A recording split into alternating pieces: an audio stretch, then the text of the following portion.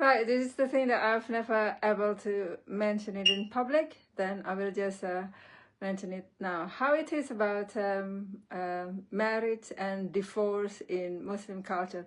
I'm sorry, I know I had miscarried with Robert Berkuta, and they call it zina, yes, or whatever. But there's two way of marriage. First is we call it in Indonesian idiom, under the hands. It means it's not written or registered in a registrar office. So you just call the ulama and then have a wedding there. Usually just to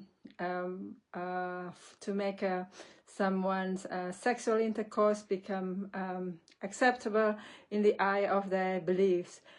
And to some places, that is the way the what we call it, mixed arranged marriage are, and how they are allowed before they actually register their marriage. And some part you are allowed to have the consent of the woman, and some part of the world the consent of the woman does not need it.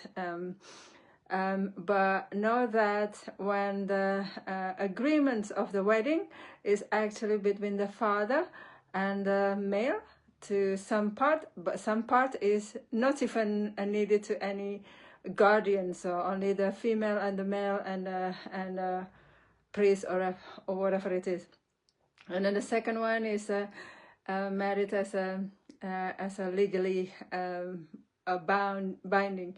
In Indonesia, you only allowed to do legally binding to be able to register your children into the school.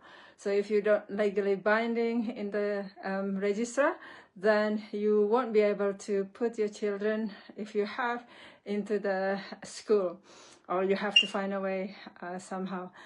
And so the way of that, some people have one marriage, some people have 4 marriages. If it doesn't have to be registered in an official registrar of the country, then they would be able to have more than 3, 4.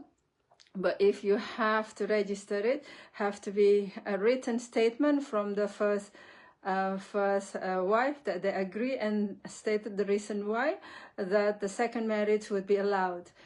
And then so that's the how to get married in there. And then the thing is, they have to give a dowry.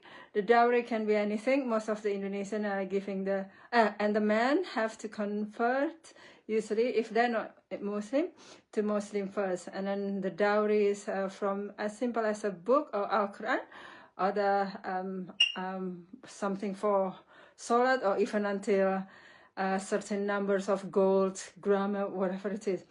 And then how to divorce. So to divorce, the male just need to say it in one occasion at least 3 times. That is talak satu, means they cannot have sexual intercourse at a certain time. And then after that, they're up into talak dua.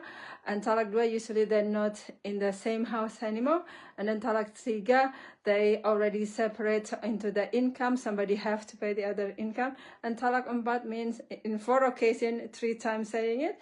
Then it means they call it death divorce. They treated the other as already passed away. And you don't have to go to register to do that. But then when they already have saying it, and then you register it to register and saying we already actually doing this and this. If the female who asked for divorce, the female had to return the dowry in the Indonesia way. But if the male who asked for the divorce, then they don't have it.